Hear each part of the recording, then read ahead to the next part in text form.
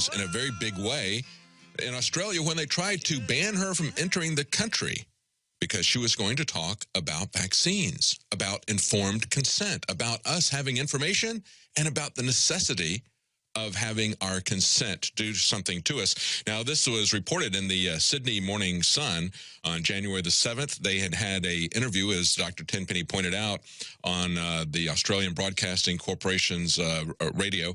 And they said after that, there were calls to block her from entering Australia, to bar her from entering Australia, saying her beliefs are a threat to society. But Dr.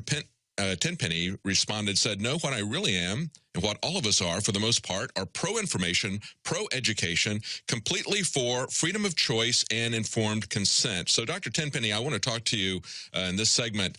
Let's talk about the laws that are already in place. You started to talk about that before, because I said I'm concerned about what they're going to do in terms of how they're going to actually implement and take and actually use these laws that they have put into place. I think they're preparing the public mentally with this scare over measles, a minor childhood disease that was never considered to be life-threatening, as we talked about.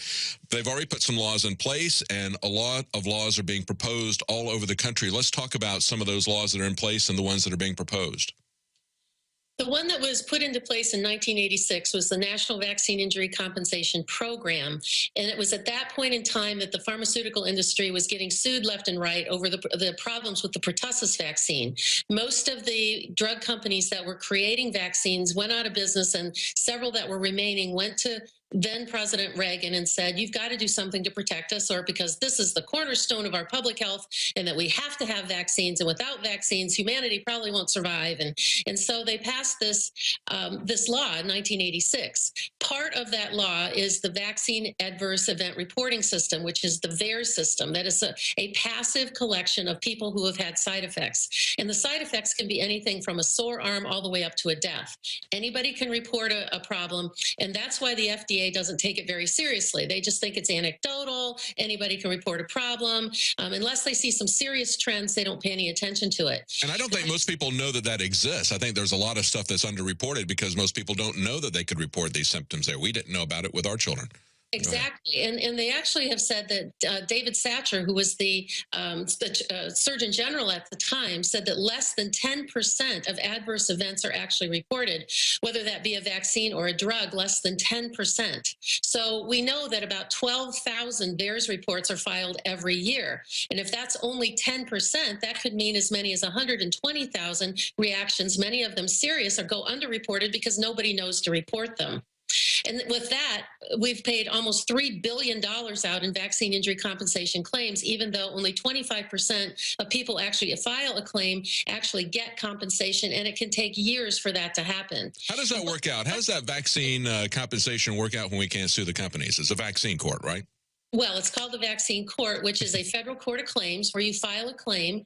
And if you are only 25% of the people who file the claim get any compensation. So, and there are many people who have an injury to the vaccine that don't even qualify to file for a report or file a claim, because there is a table. It's called the Vaccine Injury Table that says these are the only types of side effects that we will allow compensation for. But what about all the other people that have serious lifelong complications that start outside the window of what the table lays out there, and they can't get any claim? They're just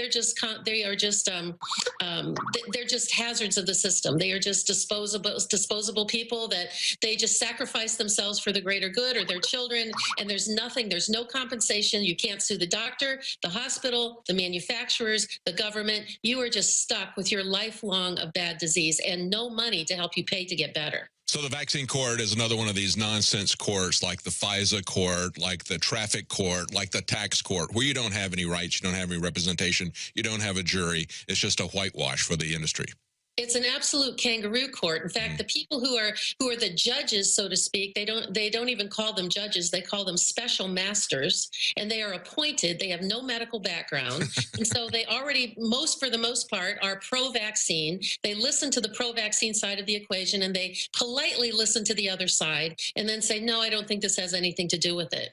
There are very few cases for which that vaccines have been adjudicated in the favor of the. We got to go to a break, Dr. Tenpenny. We're going to come back and talk about this more, but I want to say to the people on the left, the ones who are most strident in calling for the elimination of IMC.com. And we were just talking in the last segment about the history of the government's protection of the vaccine companies going back to 1986, where Ronald Reagan removed the ability of people who suffer adverse effects from the drug companies' vaccines, removed their ability to sue the vaccine companies. Instead, they set up this kangaroo court with special masters who would allocate money based on people who have been injured on vaccines. You wouldn't have a real court, just like we don't have real courts for virtually anything anymore. You go ahead, Dr. Tenpenny. We were just talking about the vaccine court, and continue on with that and what they've done since then in terms of laws they put in that would force us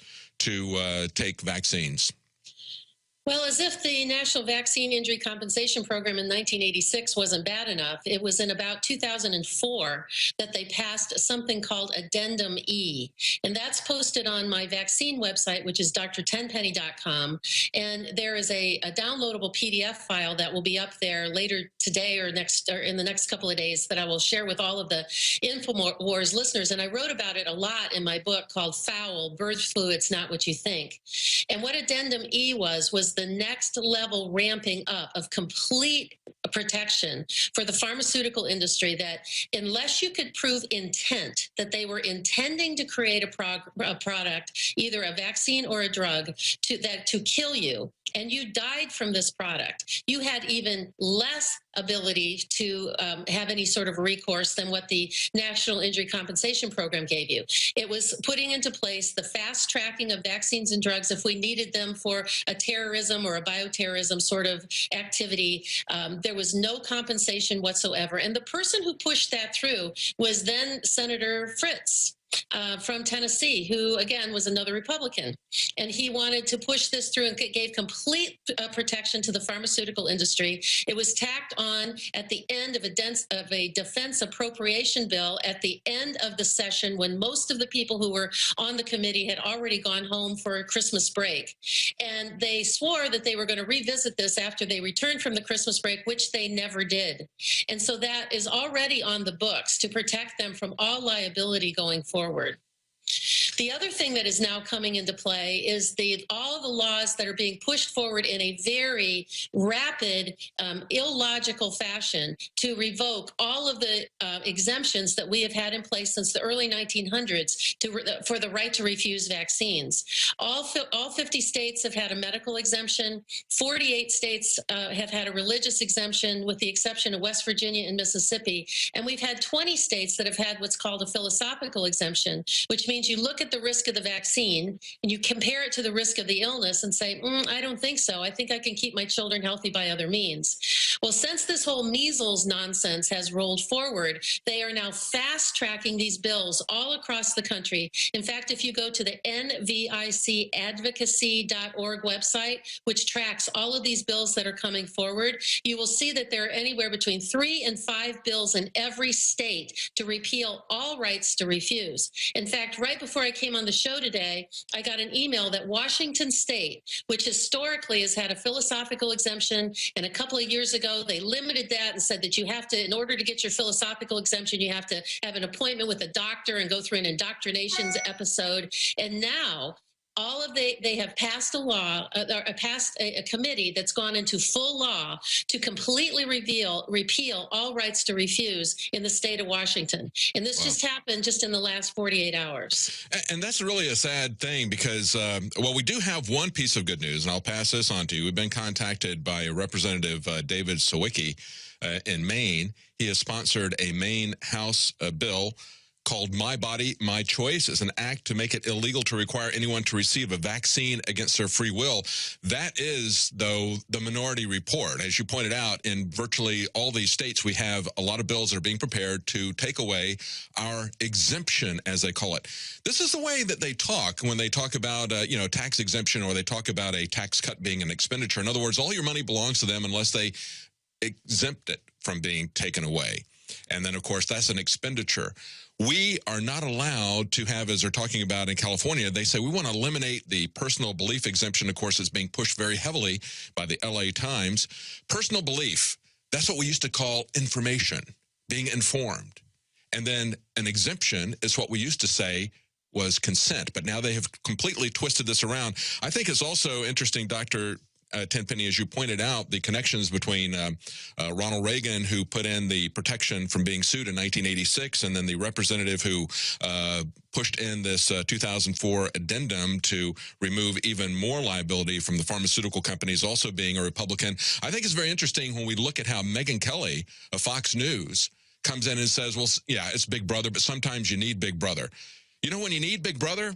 It's when the guy who owns your network, Rupert Murdoch, has a son who'd been sitting on the board for a number of years on GlaxoSmithKline. When you're intimately tied into the pharmaceutical industry, when they pay for most of the commercials that you put on your network, that's when you have to have Big Brother, when you got to force people to buy products from your corporate sponsors. And I find we're in a very dangerous situation right here, because we know that the GOP is very closely linked to the pharmaceutical company and industry, and we know that the Democrats love the idea of mandates, and so they're pushing for this everywhere. This is a very concerning time, Dr. Tenpenny. I think they've got a really good chance of putting this through unless we get some kind of a coalition that goes across these political lines that breaks this kind of mindset that we need to mandate things, and breaks this connection of crony capitalism that's rampant in the Republican Party. Back in 2010, there was a policy that came out. It was called the Healthy People 2020 policy.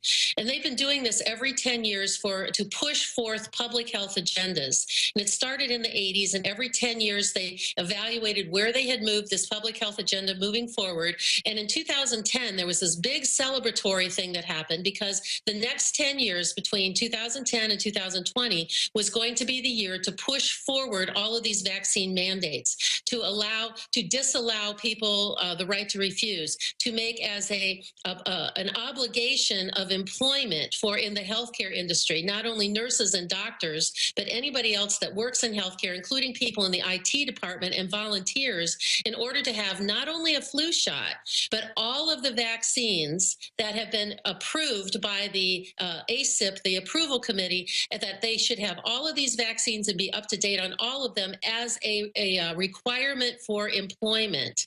That was part of these Healthy People 2020 rules. So what we're seeing now in terms of taking away the exemptions, pushing the flu shots on healthcare workers, the next phase will be the additional shots like the pneumonia shot and all of those things. There's another policy statement that just came out on the 15th of February, which is an entire vaccine agenda pushing towards adolescents and adults, somewhere between 20 and 30 more vaccines in that schedule. And this is where we're going. If people don't understand that the right to refuse is not about the measles shot, it's not about whether you're a bad parent, whether or not you get your kids a couple of these vaccines. It's about what is barreling down the track at us in a very near future. And I would maintain that many of the very leftist or very liberal pro-vaccine, rabid pro-vaccine people that don't even understand that what is coming down on them, they may not want to have a shot that requires them to get something for obesity or depression or for periodontal disease or for their high blood pressure. And they may not have a right to refuse that. Yeah, we have a full-scale medical tyranny. As you pointed out, this is a plan they had in place, talking about how they're going to roll this out between 2010 and 2020. Here we are at the midpoint, and they're putting all the legislation in place. This is something I just don't understand. I know there's a knee-jerk reaction amongst many on the left to give all power to the state, to force people to do stuff. But as you point out, can't they see where this is headed in a full-scale medical tyranny? I just don't understand their mindset. And not only will it become about vaccines, I mean, when they first started mandating flu shots for healthcare workers about 3 years ago, I had seen this coming for 5 or 6 years before that. And I said, where is this going to stop? That they require someone to be injected with a substance against their will that's not like a B12 shot or a vitamin shot. It's something that can cause them serious harm, in some cases even cause them to die. And the Vaccine Injury Compensation Program in the last 2 years has paid out more compensation for people injured by the flu shot than for any other vaccine. And I think it's because they're requiring so many people to have it. So where are we going to stop with that? Is it going to be all the vaccines? Is it going to be if you're having a bad day, you're required to have your Prozac? If your cholesterol level normal is less than 200,